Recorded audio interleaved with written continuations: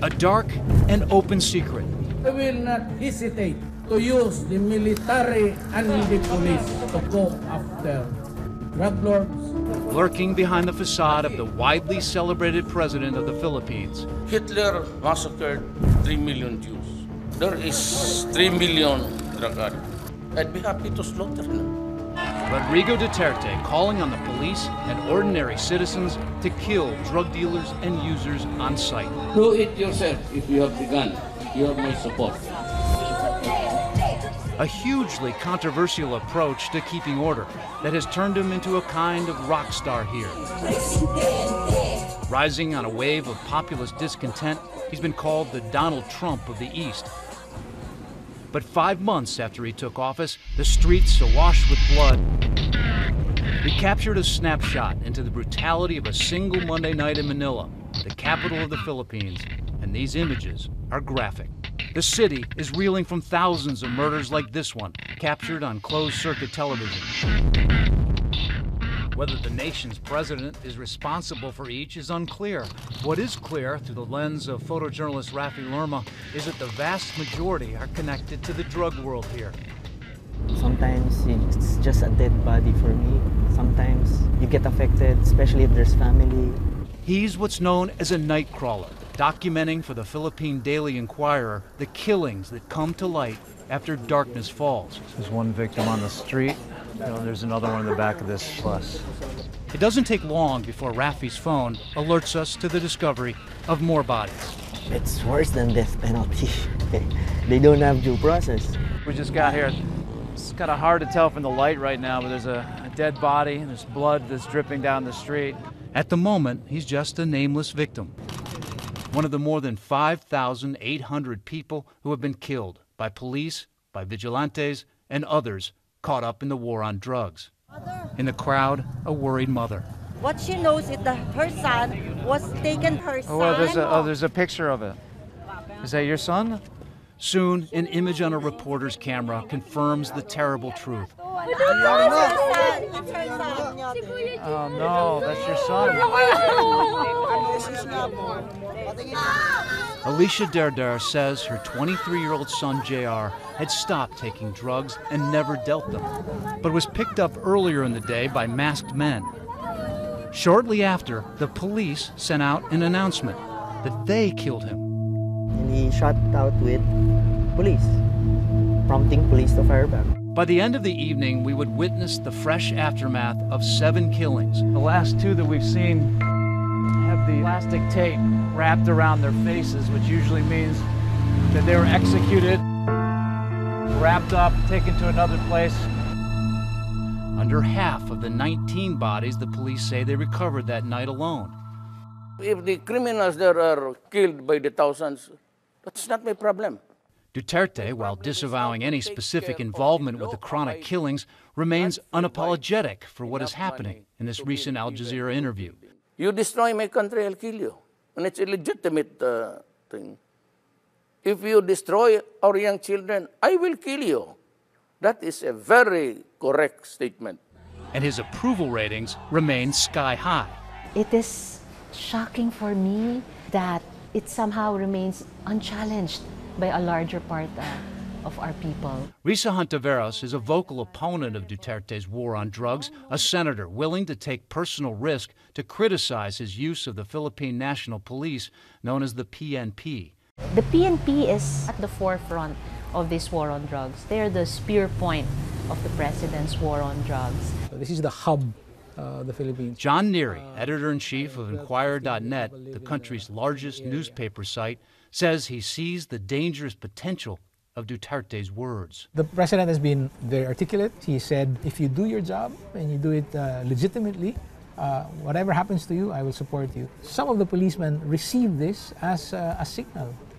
You know, we can do what we want. We follow the rule of law. The police vehemently deny being used as executioners.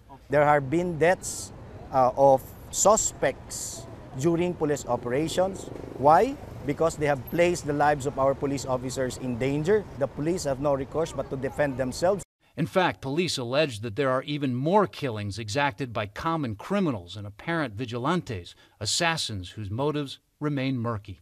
There are cases of what they call now the cardboard justice, wherein the victim was placed on the street with a cardboard saying, I'm a pusher, I'm a drug addict, but these are cases that are still under investigation. So we set out to find one of these shadowy figures who are willing to commit murder. We're going to go do an interview with a vigilante who apparently has a team of about 16 people that have been carrying out these assassinations. And we understand he's going to put a mask on his face so he will not be identified after the interview is over.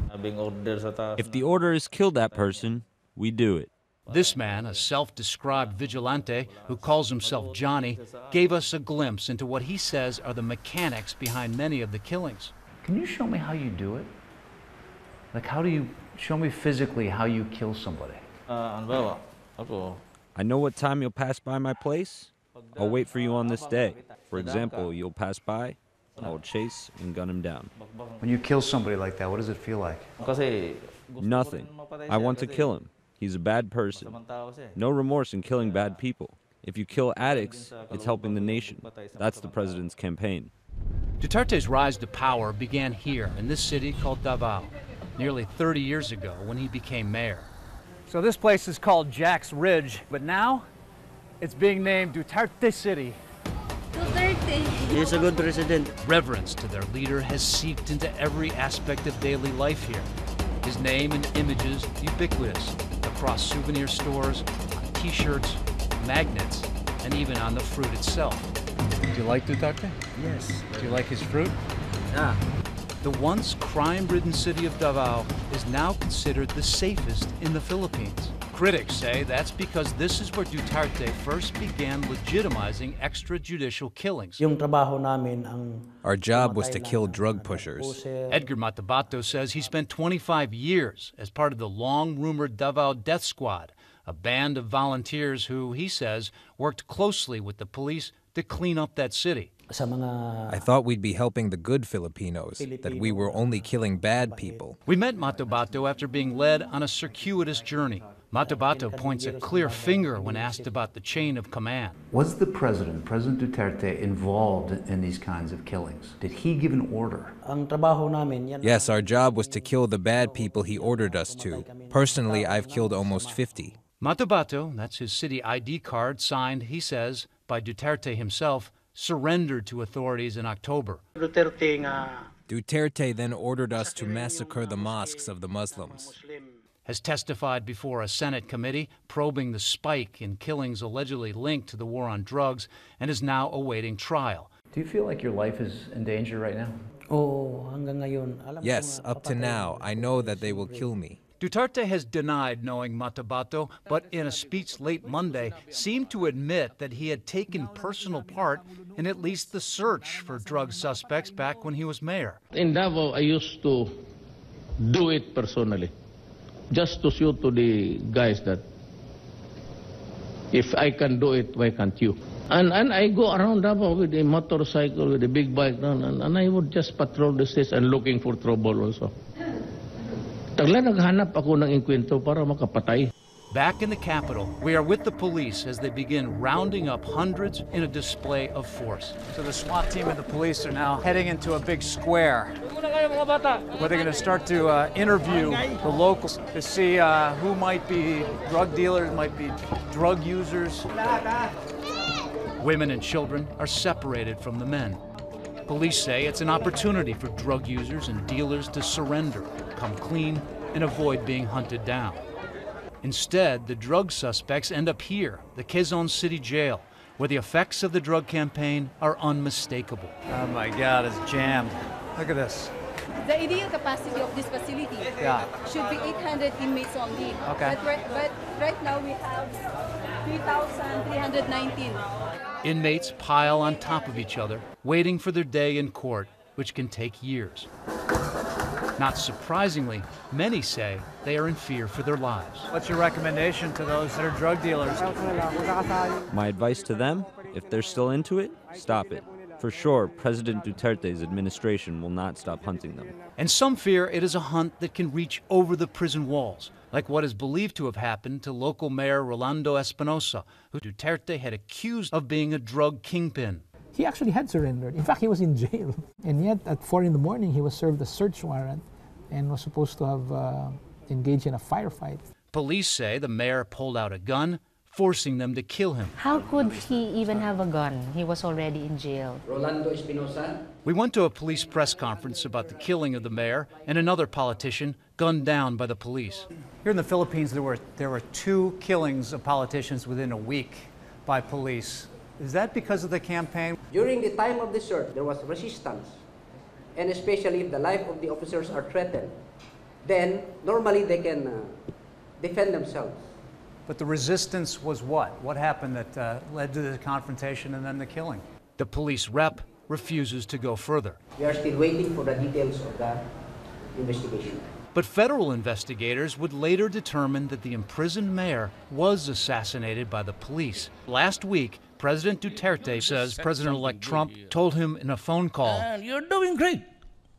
I know what's you worry about these Americans criticizing you. You're doing good. Go ahead. In an email to ABC News, the Trump transition team acknowledged receiving a congratulatory call from Duterte, but said that, quote, there wasn't enough time on that courtesy call to talk about the details of policies.